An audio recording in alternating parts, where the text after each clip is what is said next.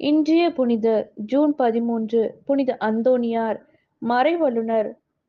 பிறப்பு 1195 Lisbon, Portugal. இறப்பு June 13 1231. புனிதர் பட்டம் 1232. மறைவல்லுனர் பட்டம் 1946. திருத்தந்தை 12ஆம் பத்திநாத. இவர் திருமுழுக்கு பெயர் பெர்டினாண்ட். இவர் கப்புச்சின் சபையில் சேர்ந்தபோது இவருக்கு முன்னோடியாக விளங்கிய வனத்து அந்தோனியர் பெயராக தமது பெயரை மாற்றிக்கொண்டார்.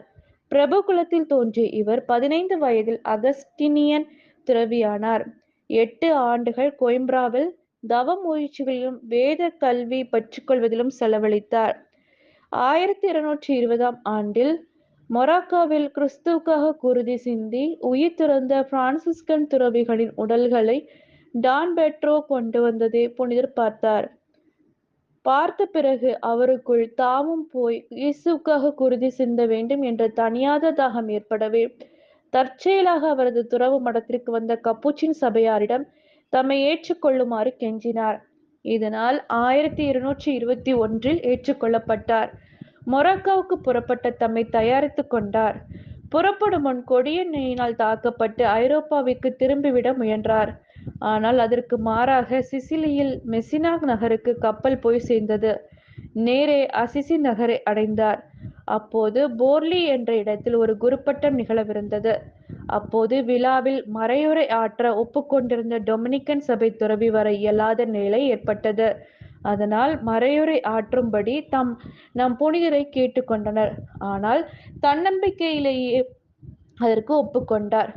அவர் பேசத் தொடங்கியதும் அவரது திறமை, ஆழமான மறைநூல் அறிவு, நாவன்மை, மக்களின் நெஞ்சங்களை மேலே எழுப்பும் ஆற்றல் இவை அனைத்தையும் கேட்டவர் அனைவரையும் வியப்பில் ஆழ்த்தியது.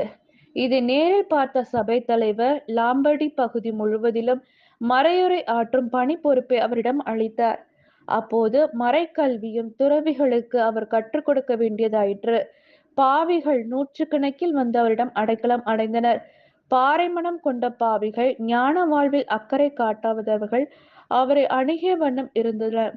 இதனால் புனித அசிசியாரின் இறப்பிற்கு பின் அந்தோனியார் இத்தாலிக்கு வரவழைக்கப்பட்டார்.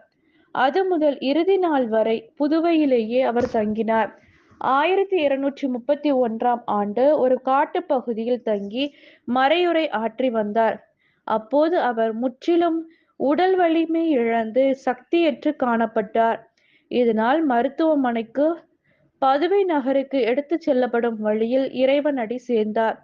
தம் இறுதி நாட்களை இத்தாலி நாட்டில் உள்ள பதுவை நகரில் செலவழித்தாலும் இவரின் கல்லறையானது இங்கே இருப்பதாலும் இவர் பதுவை அந்தோணியார் என்று அழைக்கப்படுகின்றார்.